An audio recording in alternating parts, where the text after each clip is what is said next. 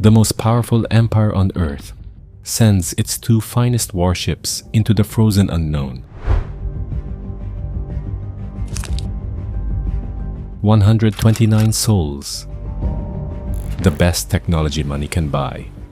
A mission to conquer the last blank space on the map.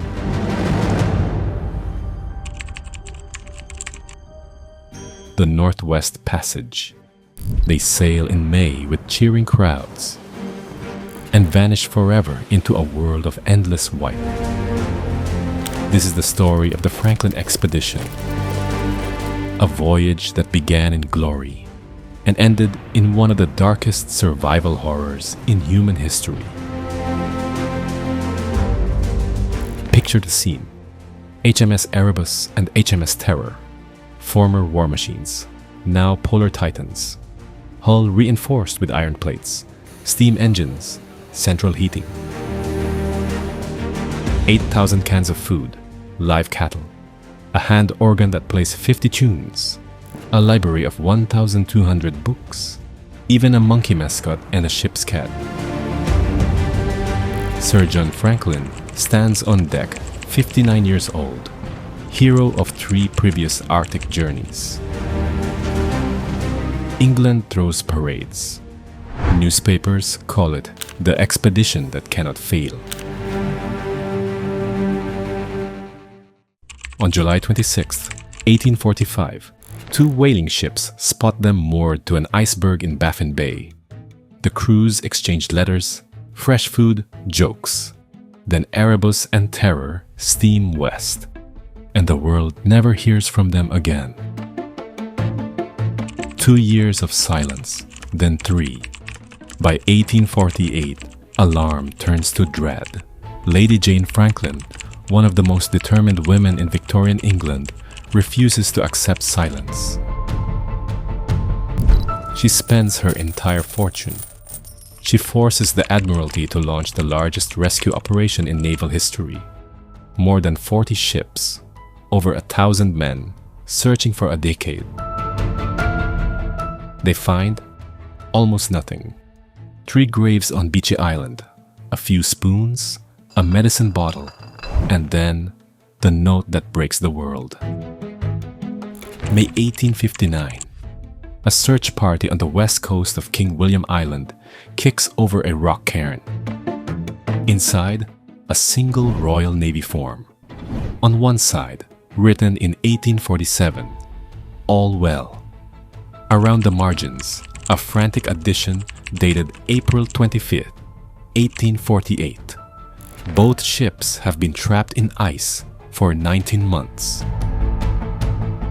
Sir John Franklin died June 11, 1847. 24 men already lost. 105 survivors are abandoning the ships tomorrow. They will drag the boats south over the ice toward the mainland.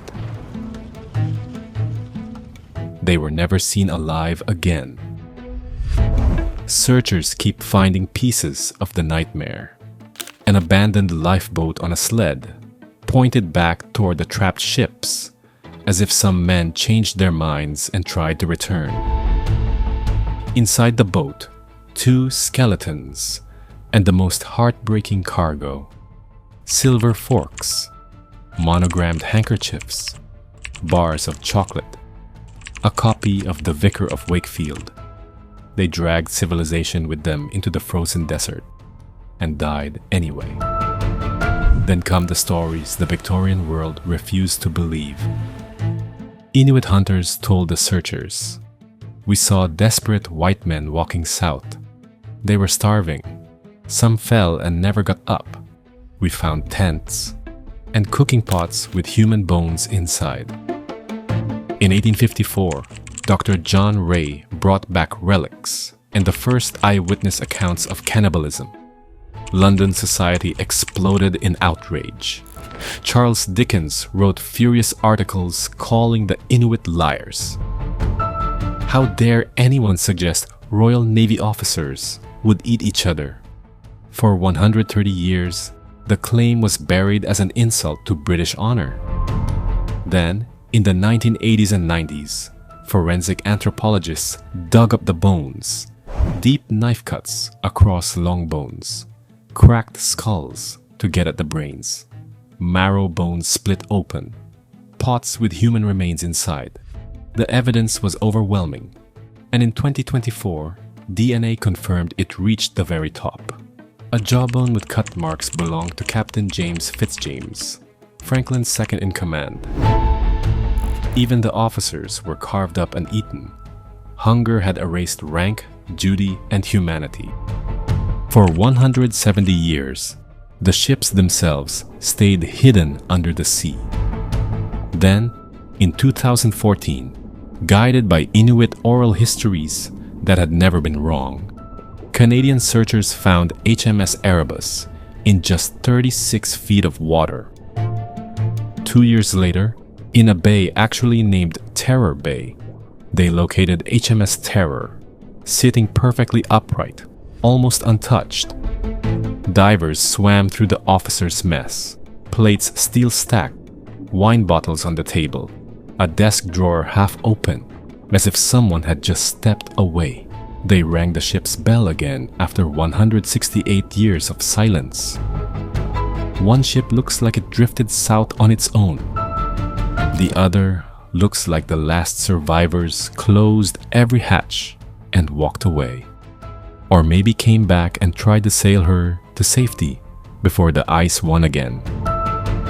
Science keeps rewriting the final chapter.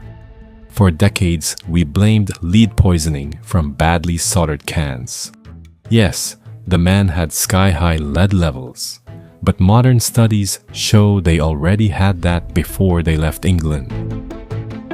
The real killer was far worse. The 1840s were the coldest decade in the Arctic in 700 years. Ice core records proved the summers were so cold there was almost no melt. The passage they tried to sail through was frozen solid for years. Even perfect ships couldn't fight a climate that merciless. So this is what happened. Trapped in ice, food running out, scurvy blackening their gums, lead clouding their minds. One by one they died. The rest made the fatal decision to abandon ship and march south, dragging heavy boats across jagged ice. They walked into one of the most inhospitable places on Earth, and the Arctic swallowed them whole. Almost 180 years later, their bones still lie on King William Island, under the midnight sun and the northern lights. Erebus and Terror rest in crystal clear water, like ghost ships frozen in time. Every summer, divers bring up new artifacts: a lieutenant's epaulette, a medicine bottle, a pair of spectacles, each one a whisper from the dead. The Franklin expedition is more than a lost voyage. It's the ultimate cautionary tale of human hubris. The best ships, the bravest men, the most advanced technology of the age, and nature crushed them without mercy. It reminds us that some places on this planet were never meant to be conquered, pushed too far into the white silence, and the ice will keep your secrets forever. But every year, the wrecks give up a few more relics, and the dead are still telling their story. Thanks for listening to the end. If this one gave you chills, drop a comment with the word terror, so I know you made it all the way. And I'll see you in the next Frozen Mystery.